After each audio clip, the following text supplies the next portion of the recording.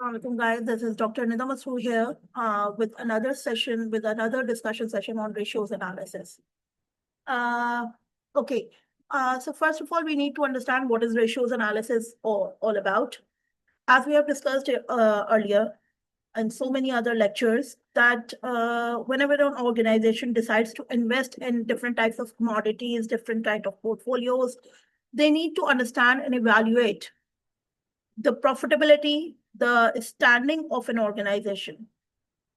उनको समझना पड़ता है कि जो भी हमारी जिस ऑर्गेनाइजेशन में हम इन्वेस्ट करने वाले हैं उसकी क्या सस्टेनेंस है, उसकी क्या प्रॉफिटेबिलिटी है, और to what extent are they able to tolerate market instability or something like shocks within the market. So for that matter, क्योंकि एक बात हमें ये समझनी होती है कि देखिए मार्केट हमेशा एक सी नहीं रहता है। एक ऑर्गेनाइजेशन बहुत ज्यादा डिपेंडेंट होती है अपने बिजनेस जो टोटल मार्केट एनवायरनमेंट है उसके ऊपर, एंड मार्केट की अनसर्टेनिटी बहुत ज्यादा इफेक्ट करती है एक ऑर्गेनाइजेशन के ऊपर भी। उसके अलावा there are lot of things that needs to be considered before investing, जिसमें हम ये कह रहे होते हैं कि हमारी जो ऑर्गेनाइजेशन बजाते खुद किस कमोडिटी में डील कर रही है, उस कमोडिटी का लेवल ऑफ इलास्टिसिटी कितना है, वो कितना मार्केट में वेरिएशंस को टॉलरेट कर सकती है। बिल्कुल इसी तरीके से जैसे आपको मालूम है कि चाहे मार्केट में कितना भी क्राइसिस आए, हमें अच्छी तरह मालूम होता है कि जो इनइलास्टिक कमोडिटीज होती हैं they are not very much like dependent on the changes in prices. In case अगर हम कह रहे हैं कि मार्केट में किसी को भी सर्वाइवल चाहिए होता है तो इनइलास्टिक कमोडिटीज तो थ्रू आउट उनकी डिमांड एवरग्रीन रहती है, that is not very much affected by the change in price. तो जाहिर है जब ये ऑर्गेनाइजेशंस जो उसमें डील कर रही होती हैं उनका फ्यूचर थोड़ा सा सिक्योर होता है as compare to those that are totally dealing in elastic elastic commodities, यानी वो कमोडिटीज जो that are highly susceptible to changes in prices. तो इसको जब हम कहते हैं कि जब भी एक कंपनीज में मैनेजर्स को फ्यूचर डिसीजन मेकिंग करनी होती है, इन्वेस्टर्स को, if I am convincing a financial institution to invest in my organization, I have to show them the future profitability. I have to show them the sustenance of an organization, the credibility of an organization, the creditors, उन तमाम चीज़ों को। उस सब के लिए ratios analysis is a very important, handy and useful tool to do so, जो easily understandable भी होता है तमाम ordinary लोगों के लिए भी, those who do not have very strong financial command. So thing is to evaluate financial performance using ratios and using financial statements. Next part पे हम आते हैं जो हमारा है कि इसका objectives क्या होते हैं, to assess the profitability, liquidity, solvency. It helps in decision making, decision making में मदद करता है, फर्म के ट्रेंड्स को कंपेयर करने में मदद करता है फॉर एग्जांपल, और उसके स्ट्रेंथ और वीकनेसेस को आइडेंटिफाई करने में हेल्प करता है। यानी ये कि अगर मैं कह रही हूँ कि if I have a certain amount of money, if I want to invest in organisations and if I want to make a comparison between two or more organization कि मैं जी इनमें से किस में इन्वेस्ट करूं, मैं किस कमोडिटी में इन्वेस्ट करूं, मैं किस कंपनी में इन्वेस्ट करूं, तो for that matter ratios is a very useful tool. ये मुझे मदद करता है कि ओके सही है कौन सी कंपनी बेहतर है, कौन सी कंपनी सस्टेन करेगी, उसकी स्टैंडिंग मजबूत है, उसकी प्रॉफिटेबिलिटी स्ट्रांग है। ये नहीं है कि एक साल में तो इन्होंने बहुत ज्यादा पैसे बनाए और अगले साल में इनकी प्रॉफिटेबिलिटी डूब गई। या लिक्विडिटी की हम बात करें, liquidity is a very important aspect जिसमें हम ये बात करते हैं कि the firms ability to pay back there dates, उसमें ये बहुत बड़ा इंपॉर्टेंट रोल प्ले करता है। रीजन ये है कि अगर एक ऑर्गेनाइजेशन 1 करोड़ के उससे एसेट से काम शुरू करती है और उसने अपने तमाम असासों को किसी एक जगह तमाम एसेट्स को इन्वेस्ट कर दिया लॉन्ग टर्म एसेट्स में, and they don't have the power to liquidate those assets, तो उसके नतीजे में होता क्या है कि जब भी अगर उन्हें short term debts, short term liabilities, short term payments के लिए पैसों की जरूरत पड़ती है, तो उनके लिए उन एसेट्स की को रियलाइज करना, उन एसेट्स को डिसॉल्व करना मुश्किल हो जाता है। और कभी कभार लॉसेस में अपने एसेट्स को सेल आउट करना पड़ जाता है। और अगर वो नहीं हो पाते, इन दैट केस उनके जो डेटर्स हैं, जो क्रेडिटर्स हैं, they have the right, they clearly have the right to file for their bankruptcy, यानी वो लोग अपने पैसों को क्लेम करने के लिए आपकी बैंक्रप्सी को लीगली फाइल कर सकते हैं। सो लिक्विडिटी बहुत इंपॉर्टेंट होता है एक ऑर्गेनाइजेशन के लिए, उस चीज को मेंटेन करना, खास तौर पे जो फाइनेंशियल इंस्टीट्यूशंस हैं, जिसमें हम कहते हैं कि बैंक्स वगैरह तो पैसे बनाते ही इसी चीज पर हैं कि जो हम ऑर्डिनरी जो आपके करंट अकाउंट्स वाले हैं या फिक्स्ड अकाउंट्स वाले हैं लोग, उन्होंने जो अपना पैसा इन्वेस्ट किया हुआ है वो उनको इंटरेस्ट ऑफर करते हैं, और आगे फिर बड़े लोन्स लेते हैं, देते हैं, सॉरी। और उन लोन से जो उनकी इंटरेस्ट इनकम जनरेट होती है, उससे वो वापस इधर पे बैक कर रहे होते हैं। बट वहां पे भी अगर उन्होंने सारे अपने कस्टमर्स के पैसों को इन्वेस्ट कर दिया, एंड यू नेवर नो कि अगर उनके कस्टमर्स ज्यादा तादाद में उनसे वापस पैसे मांगने के लिए आना शुरू हो गए, how are they going to give them back? They don't have the right to say no to them.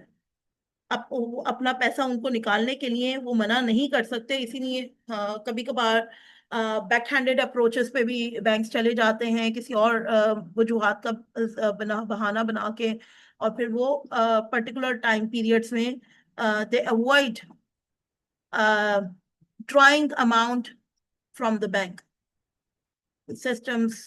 मतलब मुख्तलिफ वजूहात होती हैं और मुख्तलिफ तरीके होते हैं। So this was all about the reasons behind using ratios. Moving on towards the next topic, that is classification of ratios. हमारे पास ratios किस किस तरीके के होते हैं? एक बात हमेशा याद रखिएगा, keep this thing in mind that ratios is not a specific, any specific kind of criteria. There are many ratios already being provided, and there can be many more that can be offered. बहुत सारे मौजूद हैं जो well known है, मगर उसके अलावा भी it all depends on ratios. Mathematics में it simply is the comparison between two different commodities and what that comparison indicates.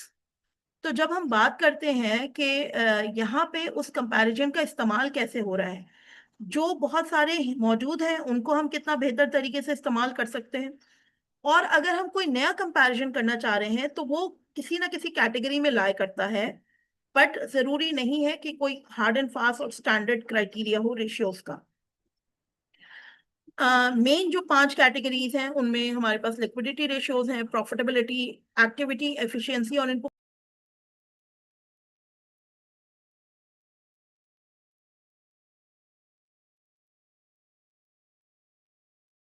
तो जब हम लोग बात कर रहे होते हैं कि हमारे पास एक्टिविटी रेशियोज हैं जिनको टर्नओवर रेशियोज भी कहा जाता है, नेक्स्ट हमारे पास लेवरेज या सॉल्वेंसी रेशियोज हैं, और मार्केट रेशियोज हैं। अच्छा, अब ये मुख्तलिफ तरीके की चीजें बता रहे होते हैं, जैसे लिक्विडिटी इटसेल्फ इंडिकेट्स के ओके ये हमारे पास वो रेशियोज हैं, वो कंपैरिजन हैं that help you establish the liquidity of an organization, the ability to pay back the debts of an organization. और इसकी मदद से हमें ये पता चलता है कि एक ऑर्गेनाइजेशन के चांसेस ऑफ बैंक्रप्सी कितने ज्यादा हैं। तो हमारे पास तरीके के रेशियोज हैं जो इस चीज को लेके बात कर रहे होते हैं, एक लिक्विडिटी रेशियोज और एक लेवरेज या सॉल्वेंसी रेशियोज। वो पार्शली प्रॉफिटेबिलिटी को भी डिस्कस कर रहे होते हैं किस तरीके से, वो भी हम बात करेंगे। मगर लिक्विडिटी रेशियोज खास तौर पे कि ओके किस हद तक you have the ability, you are at ease to pay back your debts. Then comes the profitability ratios. At the name itself indicates कि यहाँ पे हम profitability की बात कर रहे हैं कि किस तरीके से कितना पर अर्निंग पर शेयर जा रहा होता है, कितनी इन्वेस्टमेंट के नतीजे में कितना आपका ट्रेंड रियलाइज हो रहा होता है, प्रॉफिटेबिलिटी इंडेक्स क्या होता है, there are multiple. Activity efficiency ratios जिनको हम टर्नओवर रेशियोज भी कहते हैं, नाम से जाहिर है कि ओके सही एक ऑर्गेनाइजेशन किस हद तक कितना अपनी जो है वो उसकी एक्टिविटी हो रही है, कितनी उसकी एफिशिएंसी स्ट्रांग है, कितना उसका स्ट्रांग टर्नओवर है, कितनी तेजी से वो अपनी इन्वेंट्री को फारिग करता है। अब बिल्कुल इसी तरीके से कि if we compare two shops, एक दो दुकानें हमने रखी और दो दुकानों में हमारे पास या इवन एक ही कंपनी है, उसकी दो मुख्तलिफ जगहों पे दो दुकानें हैं, सेम काइंड ऑफ स्टॉक उसने दो दुकानों में रखा, और उसने देखा कि एक दुकान का जो स्टॉक था वो 2 महीने के अंदर खत्म हो गया और दूसरी दुकान का स्टॉक जो था वो 6 महीने के अंदर अभी तक बचा हुआ है, उसको सेल पे निकालना पड़ रहा है।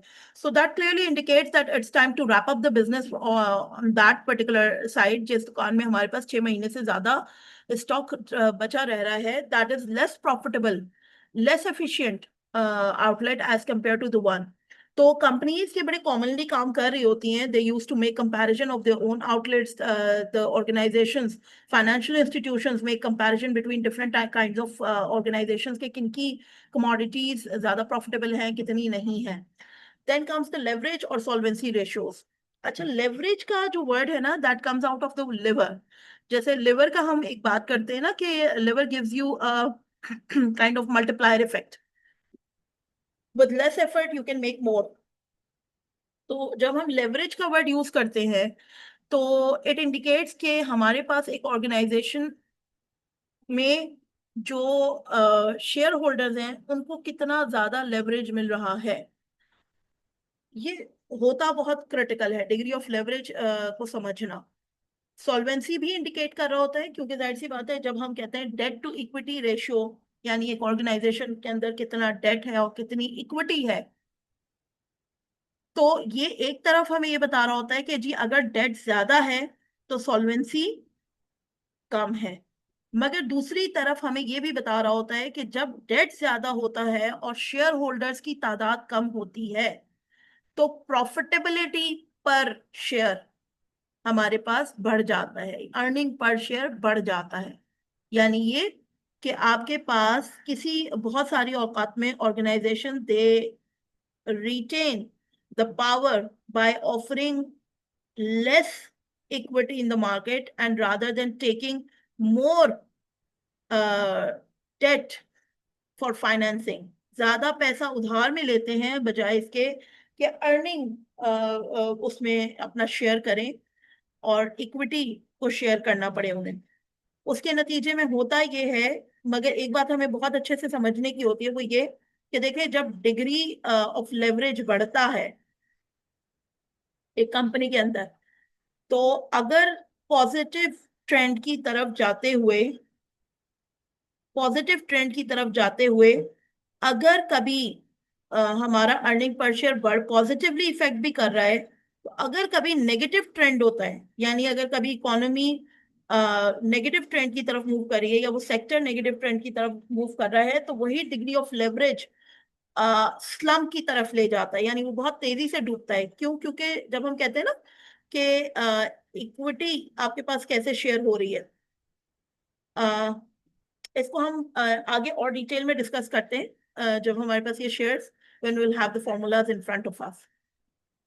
Next is the market ratios, इसको भी हम इंशाल्लाह भी डिटेल में आगे डिस्कस करते हैं।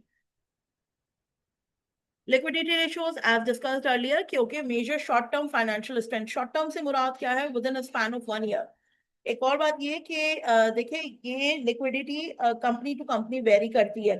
कुछ कंपनीज का जो शॉर्ट टर्म लिक्विड एसेट्स होते हैं वो आपकी बहुत सारी ऑर्गेनाइजेशन के फिक्स्ड एसेट्स की मालियत से भी ज्यादा होते हैं। तो there are lot of things needs to be considered, but still within a span of 1 year कितनी उनकी एबिलिटी है without selling of their fixed assets. इसमें हमारे पास बेसिक क्या आ रहा है? Current ratio, that is current assets divided by current liability. Most preferably हम जो कहते हैं कि इसको बहुत गौर से सुनिएगा, अगर हमारे पास 1:1 का रेशियो है, यानी जितने करंट एसेट्स हैं उतनी करंट लायबिलिटीज हैं, तो हम कहते हैं कि ओके ये एक बैलेंस रेशियो है, यानी जितने करंट एसेट्स हैं अगर इन केस हमें करंट लायबिलिटीज देने की जरूरत पड़ती है तो हम जो है हम दे सकते हैं, हमारी लिक्विडिटी स्ट्रांग है। अगर करंट एसेट्स की तादाद कम है करंट लायबिलिटीज से, तो वी आर एट रिस्क। यानी अगर 1:2 का रेशियो है, करंट एसेट्स 1 है और करंट लाइबिलिटीज आपकी 2 है, now you are at risk of bankruptcy more. 1:1 का रेशियो है, चले बेटर है। मगर 2:1 का रेशियो है। अब यहाँ पे ये नहीं है कि हम ये सोचे कि नहीं जी हम तो करंट एसेट्स की तादाद बढ़ाते चले जाएंगे, तो दैट विल डू वंडर्स, बहुत अच्छा काम शो हो रहा होगा। और करंट एसेट ज्यादा है, उधार कम है, no, that actually it's not the criteria. क्योंकि अगर आपने करंट एसेट्स इतना ज्यादा आपके पास रखे हुए हैं, फॉर एग्जाम्पल मैं कहूँ कि 2:1 का रेशियो है या 3:1 का रेशियो है, ये इंडिकेट करता है कि आपने अपने एसेट्स को एफिशिएंटली यूटिलाइज नहीं कर रहे। आपके पास स्पेयर करंट एसेट्स हैं, आपके पास स्पेयर कैश पड़ा हुआ है, बैंक में पैसा पड़ा हुआ है, आपके पास मुख्तलिफ रिसोर्सेज हैं, but you are actually not utilising them. You are, क्योंकि बात याद रखिए कि जो पैसा बगैर इन्वेस्ट हुए हुए रखा रहता है, वो आपके पास over the period of time deplete कर रहा होता है, डेप्रिशिएट कर रहा होता है, because of inflationary trend, because of time value of money concept. ठीक है ना, हम कहते हैं कि over the period of time उसकी परचेजिंग पावर कैपेसिटी और कम हो जाती है। क्विक रेशियो और ज्यादा स्ट्रॉन्ग आपको वो देता है, दैट इज करंट इन्वेंट्री में से आप फर्दर इन्वेंट्री को भी माइनस कर देते हैं करंट एसेट्स में से, ताकि आपको बिल्कुल ही जो हॉट लिक्विड एसेट्स हैं, हॉट लिक्विड कैश है, cash in bank account receivable, तो आपको उसका अंदाजा हो जाए कि आपको इन्वेंट्री भी कोई औने पौने बेचने की तो जरूरत नहीं पड़ेगी करंट लाइबिलिटीज को पे बैक करने के लिए। And then comes the cash ratios at, again जैसे मैंने कहा ना, हमने पहले ये बात की थी कि ये बात याद रखिए कि there is no hard and fast criteria कि नहीं जी ये मखसूस रेशियोज हैं जिनसे आगे हम बात नहीं करते। डिपेंड करता है आप किस हद तक किन चीजों को कंपेयर करना चाह रहे हैं। So high ratio better liquidity with limits, जितना अच्छा रेशियो होगा उतना अच्छा आपकी लिक्विडिटी होगी। बट अगेन जैसे अभी हमने बात की कि बहुत ज्यादा हाई लिक्विडिटी, बहुत ज्यादा high ratio, it is not a very positive indicator, because that indicates under utilisation of liquid assets. Next is the profitability ratios. Again, a very good indicator for financial institutions to invest in different organizations, and also the shareholders, the creditors. उनको बताने के लिए कि कौन सी company अच्छी smoothly run कर रही है।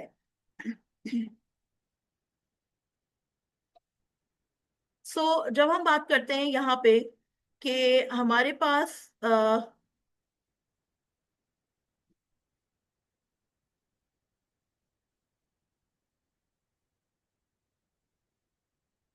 प्रॉफिटेबिलिटी रेशियोज में हमारे पास that indicates the earning capacity of an organisation.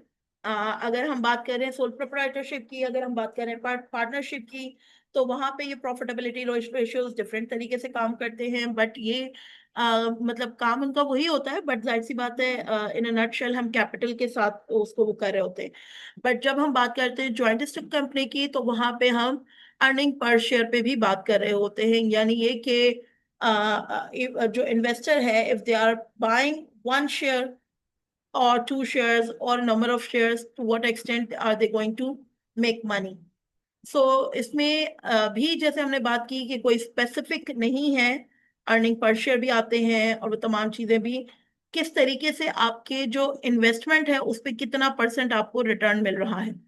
Gross profit margin, ये बड़ा कॉमन फॉर्मूला है जो मेरे ख्याल में 6-7 से स्टूडेंट्स पढ़े होते हैं। Gross profit divided by sales, ठीक है ना, तो that gives you the profit margin. Net profit margin, अगर आप नेट इनकम को वो कर रहे होते हैं, यानी आफ्टर नेट इनकम और ग्रॉस प्रॉफिट और नेट प्रॉफिट में फर्क क्या होता है? ग्रॉस प्रॉफिट जब हम लेस उसमें से करते हैं हमारे ऑपरेटिंग एक्सपेंसेस, तो that gives you net profit. Next, return on assets formula itself can be derived with the help of the ratio provided, return on assets। तो return on assets clearly formula बता रहा है कि return से मुराद है net income, और assets, return on assets, तो that is the comparison of net income versus total assets. Similarly return on equity, net income versus equity. So इस तरीके से हम लोग एक कंपैरिजन कर रहे होते हैं नेट इनकम एज कितना फ्रैक्शन है, कितना रेशियो है as compare to total assets या as compare to total equity. Return on assets और रिटर्न ऑन इक्विटी में बेसिक जो डिफरेंस होता है वो ये होता है कि जाहिर सी बात है एसेट्स के अंदर asset is equal to liability plus owner equity, मगर ये कि रिटर्न ऑन इक्विटी खाली आपका लायबिलिटी के पोर्शन को एक्सक्लूड करके सिर्फ इक्विटी पोर्शन पे बात कर रहा है, यानी शेयर्स पे कितना रिटर्न आने वाली बात है। ठीक है, एक्टिविटी रेशियोज। अच्छा, यहाँ पे एक और चीज जो हमारी बात, जैसे हमने पीछे बात की थी ना कि किसी ऑर्गेनाइजेशन में अगर जो है for example debt to equity ratio बहुत हाई है, यानी डेट ज्यादा है और इक्विटी कम है, तो वहां पे return on equity, return on assets कितना शो करेगा और रिटर्न ऑन इक्विटी।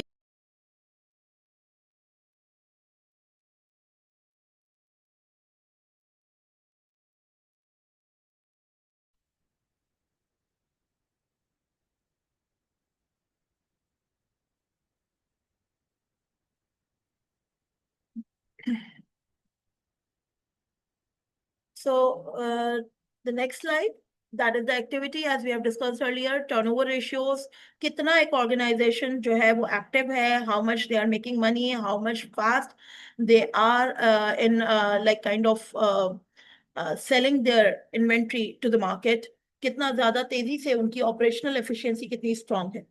तो उसमें इसीलिए हमारे पास जो आप देखेंगे इन्वेंट्री टर्नओवर रेशियोज हैं, रिसीवेबल टर्नओवर रेशियोज हैं और एसेट टर्नओवर रेशियोज है, यानी ये कितनी तेजी से दे आर कन्वर्टेड इनटू आपकी जो एक एवरेज इन्वेंट्री है वो कितना तेजी से कन्वर्ट होती है कॉस्ट ऑफ गुड्स सोल्ड में।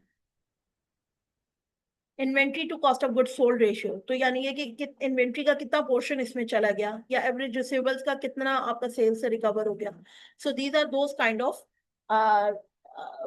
these are those kind of ratios। इनकी अपनी न्यूमेरिक अंडरस्टैंडिंग होती है, इनके फॉर्मूला की बुनियाद पे हम अपनी स्ट्रेटेजिक इम्प्लीकेशंस ड्रॉ करते हैं कि उससे क्या मुराद है और कितना चीज हमारे पता चल रही है। Next is the leverage ratio, जैसे हमने पहले भी बात की थी कि लेवरेज रेशियो या सॉल्वेंसी रेशियो आपको बताता है कि ऑर्गेनाइजेशन के अंदर कितना आपका डेट टू इक्विटी रेशियो मौजूद है। Debt ratio, debt versus assets और debt versus equity, debt to assets ratio, debt to equity ratio, दोनों की अपनी अपनी इंडिकेटर्स हैं। डेट टू एसेट ऑब्वियसली के यानी टोटल एसेट्स में से अगर आपका डेट टू एसेट जा रहा है 40 to 60, 40 to 60, तो इसका मतलब ये कि आपका टोटल एसेट्स में से 40% डेट है और बाकी इक्विटी है। और अगर मैं डेट टू इक्विटी उठाऊंगी 40 वर्सेस 60, तो फिर उस सूरत में मेरा रेशियो 2:3 का आ जाएगा। सो अगेन इनकी अपनी अंडरस्टैंडिंग होती है, इम्प्लीकेशंस होती हैं। जैसे हमने बात की थी कि अगर इक्विटी हमारे पास इंक्रीजिंग ट्रेंड है और अगर मुझे अर्निंग पर शेयर बढ़ानी है, प्रॉफिटेबिलिटी पर इन्वेस्टर बढ़ानी है, तो मैं डेट का पोर्शन बढ़ा के जरूर रखूंगी, वो मुझे लेवरेज इफेक्ट देगा। मगर उस लेवरेज के नतीजे में अगर कभी खुदा ना खास्ता डिक्रीजिंग ट्रेंड होता है तो मेरी उतनी ही तेजी से मेरी मार्केट स्लम की तरफ जाएगी। क्यों? क्योंकि जब मैंने डेट टू इक्विटी में काम किया और मैंने डेट को ज्यादा रखा, तो अगर मैं प्रॉफिट शेयरिंग में नहीं जाना चाह रही हूं तो लॉस शेयरिंग भी कोई और नहीं करेगा, वो लॉसेस भी मुझे ही बेयर करने पड़ेंगे in case of declining trend या recession in the market. Interest coverage, आपका EBIT, earning before interest and taxes, interest का वो इंटरेस्ट कवरेज कहलाता है। और हायर डेट, हायर जितना ज्यादा डेट है उतना रिस्क हाई है। हम लोग ये जरूर कहते हैं कि higher the risk higher the profits, वो इसलिए ही कहते हैं क्योंकि जब ज्यादा रिस्क होता है, डेट पोर्शन ज्यादा होता है, तो आपके पास जो एग्जिस्टिंग अगर 5 शेयर होल्डर्स हैं और 5 शेयर होल्डर्स ने मजीद इन्वेस्टमेंट के लिए इजाफी 5 इन्वेस्टर के बजाय उन्होंने डेट लिया, तो उनका कंपनी के साथ ओनरशिप शेयरिंग नहीं हुई, प्रॉफिट सारे उन्हीं के पास रहेंगे और उन्हें एक छोटे से अमाउंट ऑफ इंटरेस्ट में वो शेयर कर देंगे अपने जो भी क्रेडिटर्स या डेटर्स है। बट रिस्क भी है, क्यों? क्योंकि जैसे अभी हमने बात की ना कि अगर डिक्लाइनिंग ट्रेंड होता है तो उसी कंपनी की बैंक्रप्सी में जाने में कोई दो राय नहीं रहती है। Market ratios, last one, that is आपके पास मार्केट,